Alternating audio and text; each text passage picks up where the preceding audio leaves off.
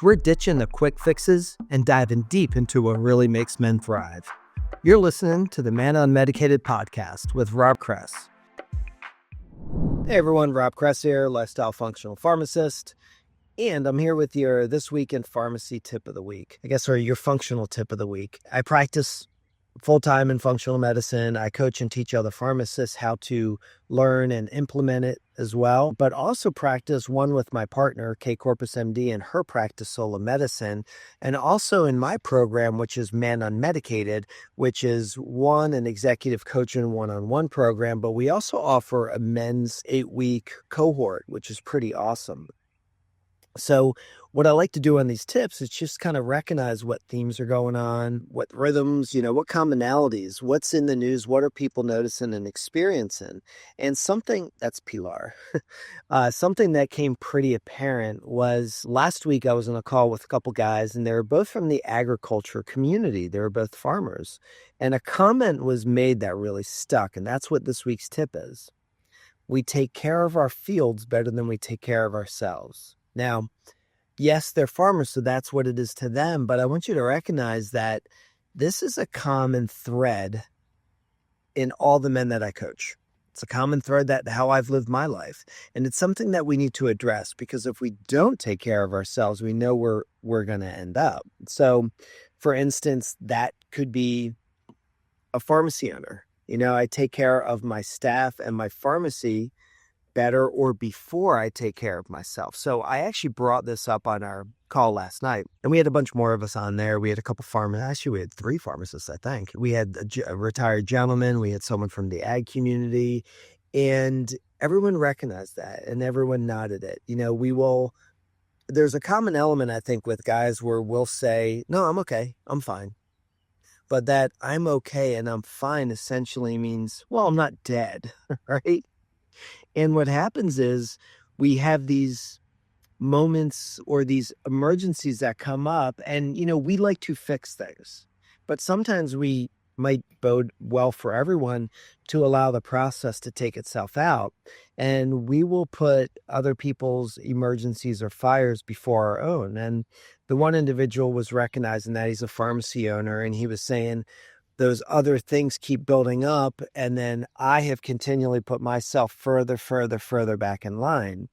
And what's the impact on that we need to ask? Because we might be able to work today. We might be being lethargic, but we're getting to the pharmacy and we're dispensing prescriptions and we're managing our staff. But when we look at that trajectory, it makes a major impact on our health, our physical well-being. This could be cortisol up, stress levels, not sleeping well, being anxious, being apathetic, right? Not feeling good. It can have an impact on our immune health. It can have an impact on our relationships, right? So it all really, really matters. So it's important that we actually learn to take time to do this because, guys, if you're listening to this, I want you to hear another common thing I hear ladies say. How can I get my husband to start taking care of himself? Because your partners are worried about you and they want you to be able to start doing it. And maybe they think that you don't care to take care of yourselves, but I understand that in your mind, it's like, I've got to take care of my fields. I got to take care of my pharmacy. I got to take care of my staff because that's what's going to pay the bills. And it's a tough position to be in. I absolutely get it. So with this group, this coaching group, and if anyone's interested, reach out to me. It's a really cool group. Doing this in a community of men walking through from the physical, the mental, the emotional, right? Dialing people in because the goal is to optimize our health, right? In so many ways. So I'm going to share with you one strategy. Well, 2 tips, one strategy on how to start doing this for yourself. First of all, I need you to be able to start communicating better. And I'm not saying that you're not, but I have learned this in my path and my journey. Sometimes if I don't communicate adequately enough, honestly, my partner doesn't even know what I'm talking about. And this can go vice versa back and forth. And, we find ourselves just nodding to the other, but we're not really getting through life in that connectivity. So the communication would say, hey, babe, I'm feeling like stress is kind of coming on me and I want to start doing something about it. And so if it's okay, I'm going to, just want to share with you, I'm going to start taking 5 minutes, 15 minutes, whatever you feel, make it an hour. I don't care. But I know, when I'm working with this group, these people are tight as far as their time and their obligations. So I'm telling them I want them to start 5 or 15 minutes every morning and commit to it and communicate this with their partner and say, this is, I'm asking you if this could be my space, my time to do nothing. So what that means is my space, my time. There's boundaries that say, please honor that. Don't call on me during that time unless the house is burning down. Whether I'm out back, whether I'm in my office, whether I'm on my tractor, whether I'm sitting in the pharmacy. But this is the thing I want y'all to do. All right, let's take a quick break from our regularly scheduled episode here. And I've got a very special message for both the men and the partners who love them. Guys, are you masking stress, maybe with a few drinks? You find yourself pushing through sleepless nights or just waking up exhausted? Watching those extra pounds add up year after year, just not feeling like the man that you used to be. And hey, partners, are you worried about the man in your life? Do you find you losing that energy and stress? Maybe not being the man he used to be for you and your family? Trust me, I've been there. I was that man. Disconnected, hardly even noticed it, or, there was times I didn't think I could do anything about it. Like I didn't even have the time. But I found a way and I've carved a better path. And now I help men transform their lives through the functional health compass. This is where your journey begins. And like any great expedition, you need two things: a starting point and a trusted guide. No more wandering in the circles or following dead-end paths. If you're ready to chart your course to better health, click the link in the show notes to schedule your initial consultation. But this is the thing I want y'all to do, and that's nothing. I want you just to sit there. So the tip is we take care of our fields better than we take care of ourselves. But what I want you to start doing is doing nothing for a small piece of time, because this has a direct impact on your nervous system, your well-being, your state of stress, whether you're in fight or flight, and how you can help negate that or soften that blow. And when I say do nothing, it means you're not going anywhere. So this doesn't count to be on your commute and just be alone in your car being quiet. Like, it's really intentional. And it's to be in a space. Like, I could be sitting right here and it would be with no cell phone. It could be with a cup of coffee, right? So what could this look like? It could look like I'm going to sit in a comfortable chair in my office and stare at some trees out back and sip some coffee and just enjoy that. 5 or 15 minutes, whatever works well. I do want to give you a minimum, at least 5 minutes. And it might feel uncomfortable because what you might be used to is getting up and getting at it. And that getting at it could be like, I'm getting at my meditation. I'm getting at going to the gym. I'm getting at going to work. But we keep getting at, and I want you to get at less. Just for a small period of time. If this means waking up 5 or 15 minutes early, please do it. And enjoy that. It could also look like, well, I'm just going to sit out back.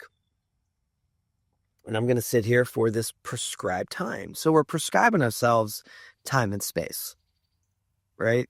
And we might have thoughts going through our head. That's okay. Let them run.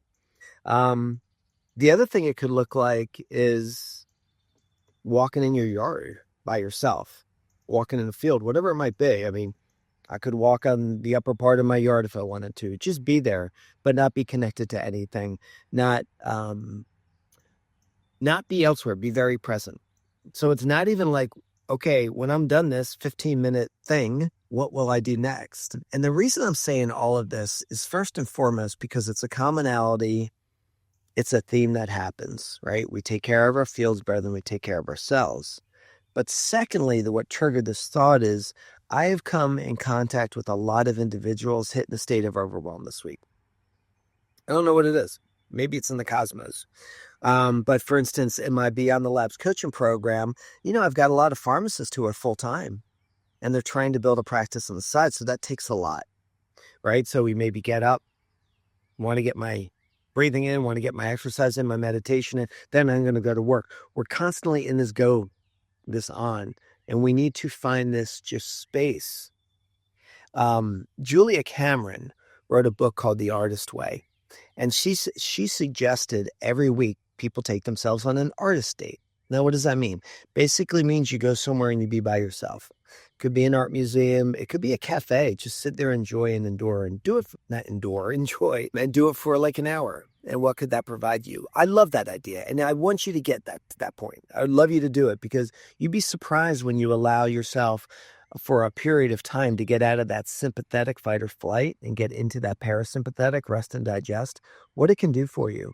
It can clear a cloudy mind. You know, when you just don't have clarity on things, you know, when you feel overwhelmed, or maybe that would be a hypoarousal phase, or maybe we're in a hyperarousal phase where it's like not safe to sit still, right? We're kind of fidgety, we're moving, or maybe we're anxious or agitated. When we can give ourselves these little inductions of time and space, it can be really, really helpful. So that is my tip of the week, my This Week in Pharmacy. Might not sound like a pharmacy tip, but think about it. And I've done retail pharmacy in chain settings and others for many, many years. I was a retail pharmacist since 1984, pretty much practice on and off full time. But I mean, you know, I worked in Albertsons in Jackson, Wyoming. I worked in CVS's outside of Philadelphia. I worked in CVS's outside of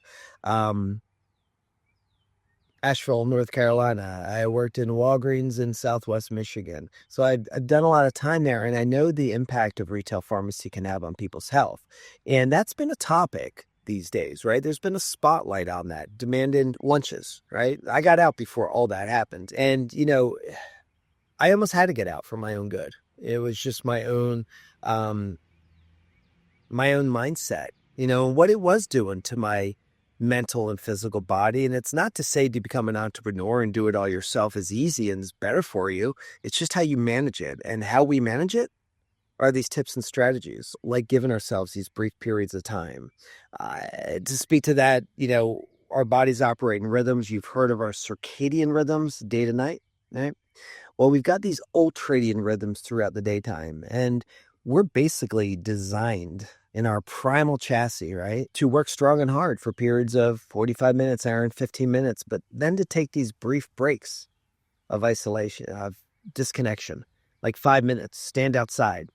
My last retail pharmacy job was at a grocer in Southwest Michigan, and I found myself walking outside a lot, just taking that break. I needed to disconnect, and that was what was telling me, I think my days here are coming to an end, because naturally my body was saying I need that. Now, where my tip was, give yourself that nothingness in the morning. In the middle of a busy day, what I also suggest people, so this is tip number 2 or 3, to take non-smoking smoking breaks. I was talking to one of our clients yesterday in a lab review, and I said, could I convince you to take up smoking? And she's like, no. I'm like, all right, could I convince you to take a non-smoking smoking break? Because if you've ever worked in an environment where there are cigarette smokers and you saw them take those breaks outside, one, you might have been thinking, what the heck? I don't get any breaks like that. But if you've ever looked at them, they're just relaxing, especially before the days of cell phones. Now, I mean, I think you see them puffing on their cigarettes, scrolling. But I remember just looking at people and they'd just be staring at the sky, staring at the trees. That's a very good down-regulating strategy to do. Take the cigarette smoking out of it. You don't need to do that. But just stand there for the time of a cigarette to burn down and do nothing. So there you have it. This is This Week in Pharmacy, your functional tip. It's really about taking care of ourselves and how we can do it in a way with our very overwhelming, busy lifestyle to support our health, to support our relationships, to support our goals and the potential that we really have inside us. So y'all have a great week. Thanks for joining us on the Man Unmedicated podcast. If you're ready to take control of your health and join a community of men who are doing the same, head over to www.manunmedicated.com. And remember, true wellness isn't found in a pill bottle. It's built through real transformation. Until next time, keep pushing your peaks.